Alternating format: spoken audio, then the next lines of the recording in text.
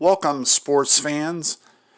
I planned on having the Tigers opening day special yesterday. However, in light of what I essentially came into when I got up, I was quite stunned and I decided to hold off for more information until I could make an informed decision. As it turned out, it took all day and I never did get the information I was looking for. And what I'm referring to specifically is yesterday, as most of you may know by now, there were 8 more Miami Marlins players and 2 coaches that tested positive for coronavirus, which brought the total to at least 13 total. To me, I was waiting for Rob Manfred's press conference to see how he was going to handle this. I was hoping he was going to cancel the rest of Major League Baseball season, especially since he talked about, 1, the health and safety of players being paramount, and 2, competitive balance.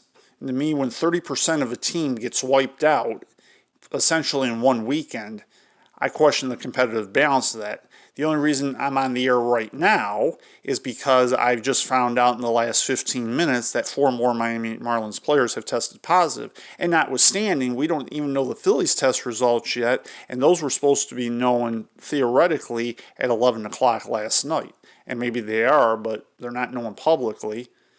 So we don't even, like I said, we don't even know anything about that. As far as I'm concerned, much like players opt out of the Major League Baseball season, after this broadcast, I'm going to talk about opening day in Cincinnati. I won't be discussing last night's game because I don't feel like it should have been played in light of that. And I'd also stated previously that I didn't feel like the Major League Baseball season ought to take place this year because 60 games is not worth it.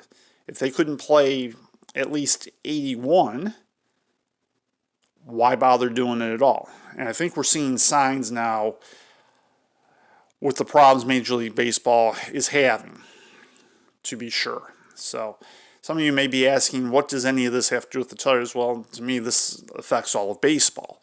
There's no question about that. And not just its present, but its future as well.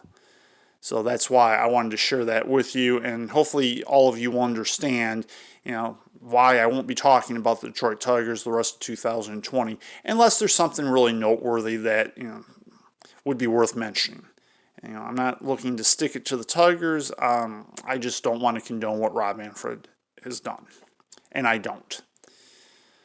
So on that note, in the next segment, I will be discussing Tigers opening day in Cincinnati, and I will have some projections on what I suspect will happen in 2021, as best I know it right now.